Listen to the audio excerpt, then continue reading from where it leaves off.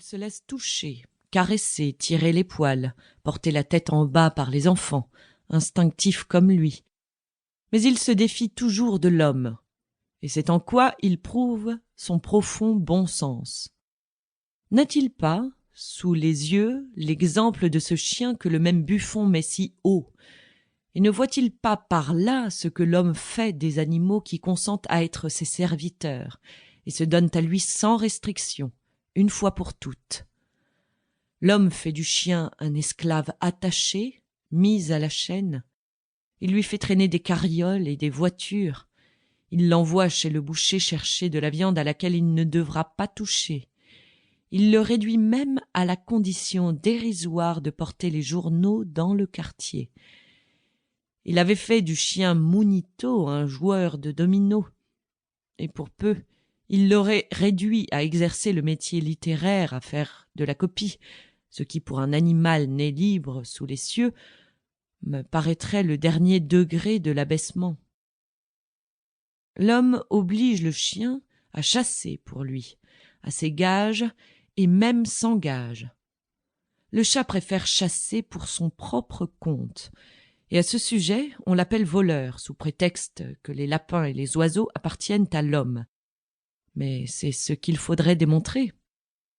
On veut lui imputer à crime ce qui fit la gloire de Nemrod et d'Hippolyte, et c'est ainsi que nous avons toujours deux poids inégaux et deux mesures. En admettant même que l'univers ait été créé pour l'homme plutôt que pour le chat et les autres bêtes, ce qui me paraît fort contestable, nous devrions encore au chat une grande reconnaissance, car tout ce qui fait la gloire, l'orgueil et le charme pénétrant de l'homme civilisé, il me paraît l'avoir servilement copié sur le chat. Le type le plus élégant que nous ayons inventé, celui d'Arlequin, n'est pas autre chose qu'un chat. S'il a pris au carlin sa face vicieuse, sa tête noire, ses sourcils, sa bouche proéminente, tout ce qu'il y a de leste, de gai, de charmant, de séduisant, d'envolé vient du chat, et c'est à cet animal caressant et rapide qu'il a pris ses gestes enveloppants et ses poses énamourées. Mais le chat n'est pas seulement Arlequin, il est Chérubin, il est Léandre, il est Valère, il est tous les amants et tous les amoureux de la comédie, à qui il a enseigné les regards en coulisses et les ondulations serpentines. Et ce n'est pas assez de le montrer comme le modèle des amours de théâtre, mais le vrai amour, celui de la réalité, celui de la vie. L'homme sans lui en aurait-il eu l'idée? C'est le chat qui va sur les toits miauler, gémir, pleurer d'amour. Il est le premier et le plus incontestable des Roméos, sans lequel Shakespeare, sans doute, n'eût pas trouvé le sien. Le chat aime le repos, la volupté, la tranquille joie. Il a ainsi démontré l'absurdité et le néant de l'agitation stérile.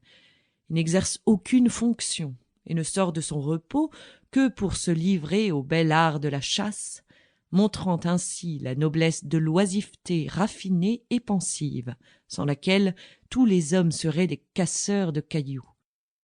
Il est ardemment, divinement, délicieusement propre, et cache soigneusement ses ordures. N'est-ce pas déjà un immense avantage qu'il a sur beaucoup d'artistes qui confondent la sincérité avec la platitude?